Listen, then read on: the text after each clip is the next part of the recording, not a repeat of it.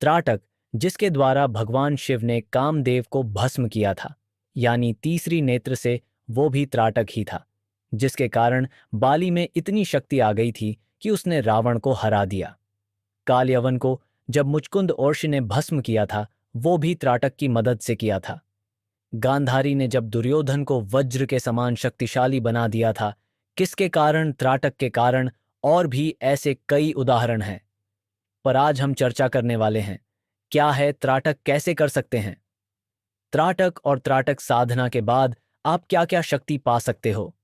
देखो, ये वीडियो में मैं आपको त्राटक के बारे में बताने वाला हूं। अगर आप सच में त्राटक के बारे में जानना चाहते हैं तो इससे बेहतरीन वीडियो आपको कहीं नहीं मिलेगी। तो ज्यादा वक्त न गवाते हुए चलिए वीडियो को शुरू करते हैं। ये बात तो सबको पता है कि हमारी पलकें अपने आप झपकती हैं और यह कार्य कुर्म उपप्राण करवाता है। हमारे शरीर में जो प्राण हैं वे 5 प्रकार के होते हैं: प्राण, अपान, व्यान, समान और उदान। इन पांचों प्राणों के भी 5 उपप्राण होते हैं, जिनके नाम हैं नाग, कुर्म, कृकल, देवदत्त और धनंजय। यही 5 उपप्राण हैं। इनमें से कुर्म उपप्राण हमारी पलकों को झपकाने का कार्य करता है। अब जो साधक है उसे इसी कुर्म उपप्राण को साधना पड़ेगा और इस पर कुछ समय के लिए अधिकार प्राप्त करना होगा ताकि उसकी पलकें न झपकें। देखिए, जब आप प्राणों पर अधिकार प्राप्त कर रहे होते हैं तो उसके लिए आपके प्राणों का शुद्ध होना भी आवश्यक होता है, और प्राण शुद्ध होंगे प्राणायाम से। आप किसी ऐसे गुरु की सहायता ले सकते हैं जो इसमें पारंगत हो, या फिर बाजार में आपको बहुत सी ऐसी किताबें मिल जाएंगी जो आपको सही प्राणायाम करना सिखाएंगी। अब आप सोच रहे होंगे, हम तो त्राटक सीखने आए थे, लेकिन प्राणायाम का इससे क्या संबंध?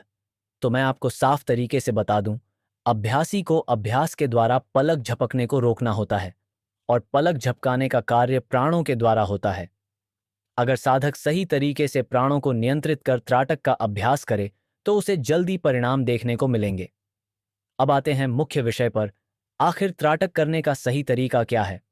बहुत सी वीडियो में आपने देखा होगा कि लोग बताते हैं, आप लोहे की पत्थर या दीपक पर त्राटक करें।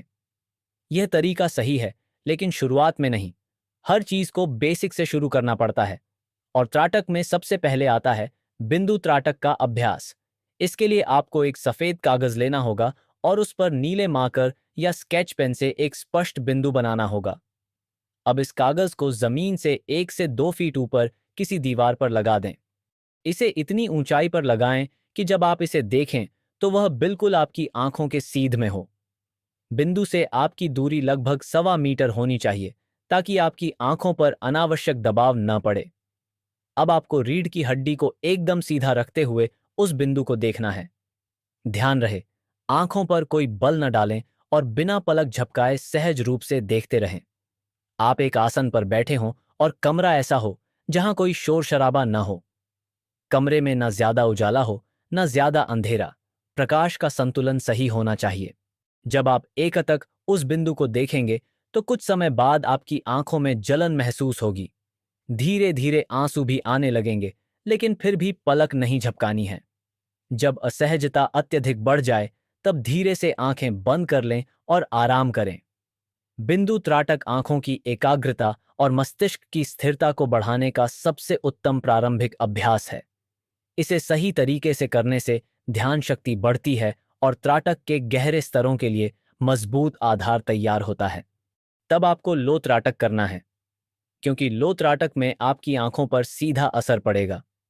आपको एक घी का दीपक ले लेना है। कुछ लोग मोमबत्ती का भी सुझाव देते हैं और वह भी ठीक है, लेकिन घी का दीपक सबसे सही माना जाता है।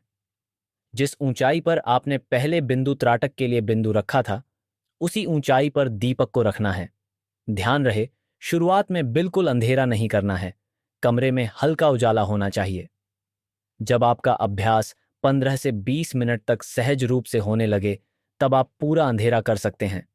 दीपक की लो के बिल्कुल ऊपर की नोक पर आपको निरंतर ध्यान केंद्रित करना है।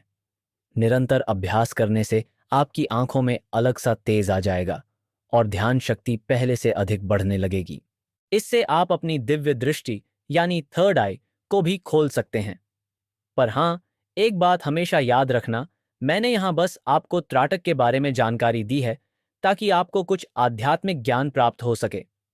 लेकिन आपको इस वीडियो के आधार पर नहीं, बल्कि किसी गुरु के मार्गदर्शन में ही त्राटक का अभ्यास करना चाहिए, क्योंकि जितने त्राटक के फायदे हैं उतने ही इसके नुकसान भी हो सकते हैं।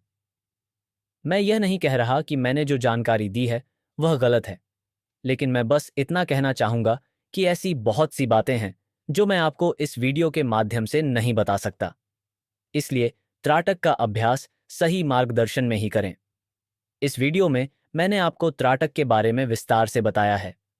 अगर आपका कोई भी सवाल हो तो कमेंट में ज़रूर पूछें, मैं आपको ज़रूर रिप्लाई करूंगा।